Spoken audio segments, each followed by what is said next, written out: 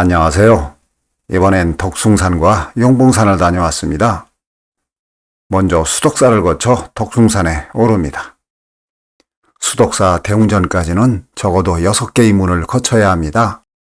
이런 여러 문들은 숙세에서 수행과 깨달음의 세계로 들어가는 길이 쉽지 않음을 상징하는 것이 아닐까요? 이용로 화백의 작품이 전시되어 있는 선미술관을 지나 수덕여관을 둘러봅니다. 수덕여관은 한국 최초의 여성 화가 나혜석이 남편과 불화로 여기에 머물며 그림을 그리고 한국 현대미술의 거장 이용로 화백을 제자로 맞아들여 많은 작품 활동을 했답니다. 이용로 화백은 해방 직전 수덕여관을 매입 자신의 작업실 겸 거처로 사용하며 6개월을 거쳤고 이후 이용로 화백의 부인이 여관 겸 식당으로 운영했답니다. 멋진 필체의 금강문을 지나고 동서남북 네 하늘을 지키며 불법을 수호하는 사천왕문을 지나 황하정루를 통과해야 대웅전에 다다릅니다. 황하정루는 1층은 스님들의 요사처로 2층은 강당으로 사용한답니다. 드디어 대웅전이 보입니다만 석탄일에 연등을 매달렸는지 철골 구조물에 약간 가려져 있어 옆으로 돌아가 봅니다. 한국의 목조 건물 중 가장 오래된 건물은 안동 봉정사 극락전, 영주 부석사 무량수전, 예산의 수덕사 대웅전을 꼽는답니다. 정확한 건축 연도를 특정하기는 어렵지만 기록과 연구를 통해 추정한 것이랍니다. 그중 수덕사 대웅전을 보고 계십니다. 국보인 대웅전안을 슬쩍 살펴보니 목조 속가열의 삼불좌상과 노산화불 괴불탱이 보이는데 이름이 꽤 어렵네요. 천년 세월을 견딘 건물이지만 형태와 구조가 정말 아름답고 세월을 입어 빛이 바랜 목재들이 오히려 더욱 깊어진 아름다움을 자랑합니다. 대웅전 옆을 슬쩍 돌아오르면 예산군 봉산면 화전리에서 출토된 사면석불을 그대로 모사에서 만든 사면불을 만납니다. 동서남북 네 방위에 네 분의 부처님을 모신 것이랍니다. 이제부터 정예사까지 인간의 108번뇌를 10번 내려놓으라는 의미의 수덕사 1080 돌계단을 올라야 합니다. 벽초 스님이 손수 만들었다는 이 길을 따라오르면 만공 스님이 수행하던 소림초당과 향각을 만날 수 있습니다. 수덕사 하면 빼놓을 수 없는 인물인 만공 스님은 마음이 곧 부처다라는 선종의 핵심 사상으로 수많은 제자를 양성하여 수덕사가 조계종 5대 총림인 덕숭 총림으로 한국 불교의 중심 사찰이 되었으며 지금까지도 한국 불교에 큰 영향을 끼치고 있답니다. 만공탑은 제자들이 업적을 기려 입적 후 세운 것이랍니다. 정예사 옆 만공탑에서 덕숭산 정상까지는 금방입니다. 정상석 뒤로는 가야산 가야봉과 원효봉이 한눈에 들어옵니다. 원효봉은 원효대사가 의상대사와 함께 당나라로 유학을 가던 중 원효봉에서 깊은 밤 목이 말라 바가지에 담긴 물을 마셨는데 그 바가지가 해골이었다는 것을 알고 큰 깨달음을 얻어 당나라 유학을 포기하고 불교 전파에 전념하게 되었답니다. 덕숭산 정상에서의 하산은 처음 경사가 심한 내리막을 내려오면 고도를 낮출수록 경사가 완만해집니다. 지금 보이는 수암산과 용봉산 쪽 조망이 전부인 이곳을 지나면 잡목이 우거지고 여러 갈래의 희미한 등로가 있어 헛갈릴 수 있으니 주의해야 합니다. 오늘은 특히 안개 낀 것처럼 미세먼지가 심해 카메라 화질이 영 엉망입니다. 어쨌든 희미한 등로를 따라 길게 철망이 쳐진 끄트머리를 나서면 수덕고개입니다. 여기서 둔리 저수지 쪽으로 포장도로를 따라 좌틀합니다.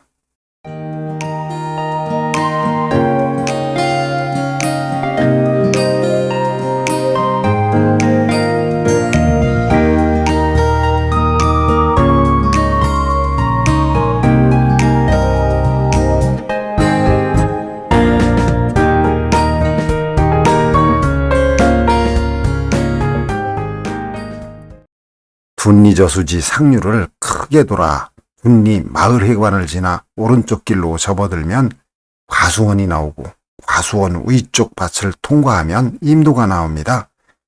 그 건너편에 용봉산으로 오를 수 있는 가로실곡의 입구가 보입니다. 지난주는 추위에 떨었는데 오늘은 덥습니다.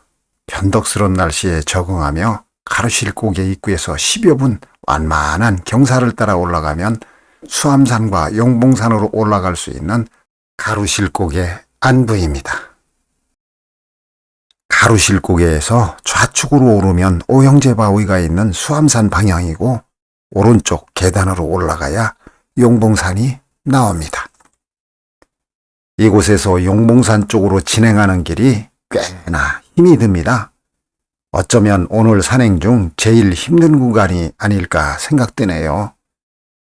덕숭산을 넘느라 떨어진 체력에 딱히 볼 곳도 없는 초망, 약 1km가 넘는 침목 계단을 처음부터 끝까지 쉼없이 올라가야 하는 고단한 길입니다.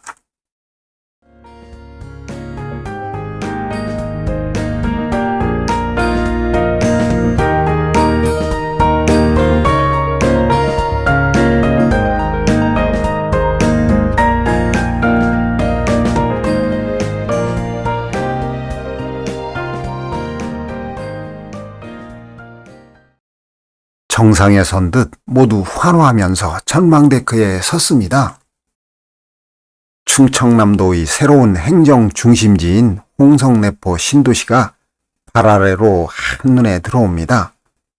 그러나 충남도청과 충남지방경찰청이 이전한 지가 10년이 넘은 것 같은데 제 눈에는 그때나 지금이나 크게 발전한 것 같진 않네요. 그냥 아파트 몇 동쯤 더 들어섰나 정도? 어쨌든 바로 옆이 휴양림에서 병풍바위를 거쳐 오르는 길과 만나는 용바위 절고개입니다. 지금부터는 충절의 고향 홍성을 방문하는 사람들에게 가장 먼저 내세울 만큼 이 고장 사람들이 큰 자랑으로 여기고 있는 용봉산을 탐색해 보겠습니다. 용바위에선 가야 할 봉우리가 한눈에 보이지요. 악기봉이 시야에 들어오니 가는 길도 힘들지 않습니다.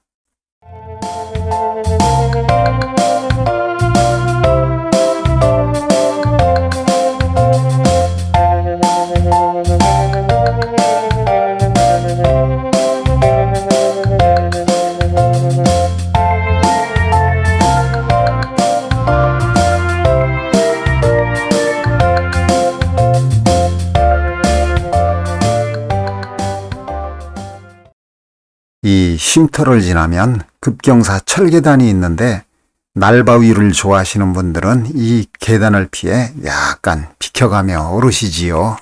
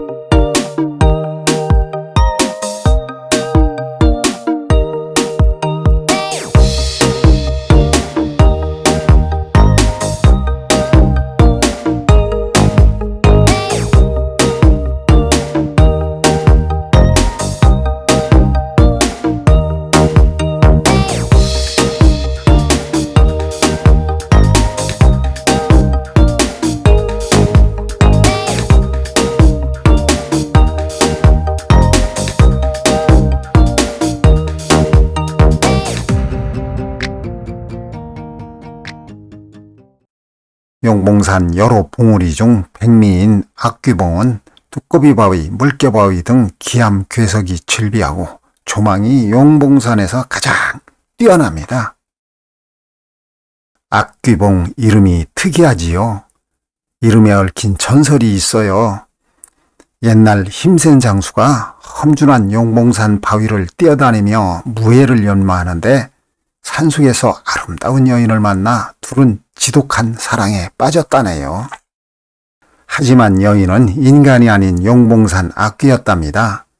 악귀의 유혹에 넘어간 장수는 인간의 본성을 잃고 악귀와 함께 깊은 산속으로 사라졌고, 사람들은 장수가 사라진 그 봉우리를 악귀봉이라 불렀답니다.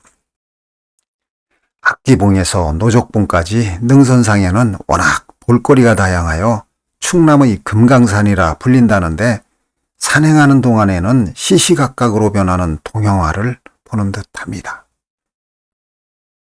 용봉산에서는 볼거리 올라가 볼 바위가 워낙 많아 정해놓은 산행 시간이 의미 없는 고무줄 시간이 됩니다. 악기봉 꼭대기에서 내려와 데크길을 따라가면 두꺼비바위 전망대가 나옵니다. 여기까지 왕복해야 합니다. 두꺼비바위 전망대에 왔으니 두꺼비를 만나봐야지요. 두꺼비바위는 쉽게 보이는데 어떤 분들은 앵무새도 보인다네요. 난 아무리 가리키는 곳을 보아도 보이지 않던데. 이제 노족봉 지나 용봉산 쪽으로 진행합니다. 여기부터 노족봉까지는 엄청난 기암들이 압도하여 산객들의 길을 죽입니다.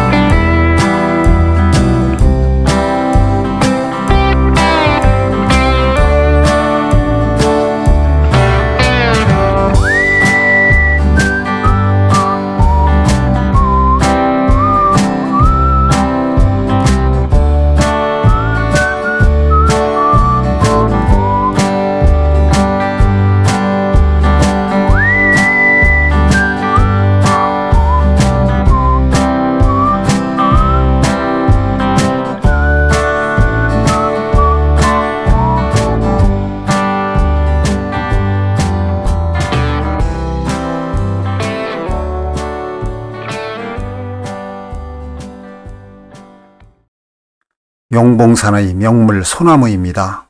수령이 100년이라는데 어쩌다 저 좁은 바위 틈새에 자리를 잡아 모질고 억척스러운 삶을 사는지.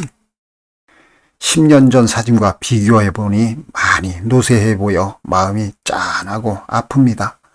부디 기력을 회복하여 100년, 200년 푸르른 모습을 보여주세요.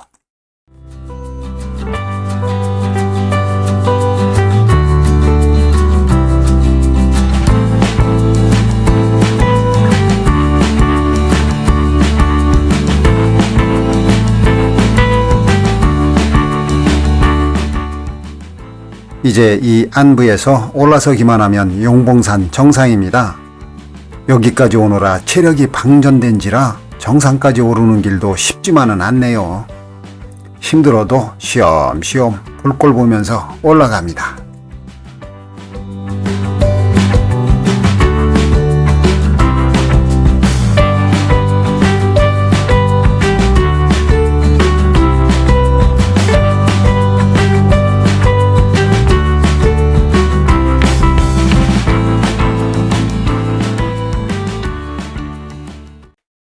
용의 등줄기에 봉황의 머리를 얹었다 하여 용봉산이라 불렸다는데 산 높이는 1m로 그리 높지 않고 험하지도 않지만 산 전체가 기묘한 바위와 봉우리로 이루어져 충남의 금강산이라 불리며 홍성의 자랑거리가 됐답니다. 정상은 늘 인증사진 찍으려는 분들로 줄을 서지요. 저희는 오늘 시산제가 있어 서둘러 하산합니다.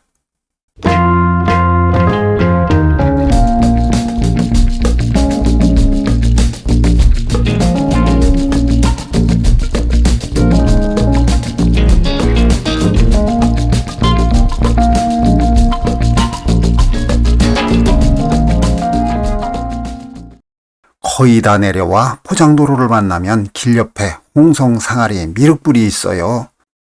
천년 전 고려시대에 거대한 자연석을 깎아 조성한 불상은 높이가 8m로 고구의 미륵 불상입니다. 용봉 초등학교 앞을 지나 오늘 산행을 마칩니다.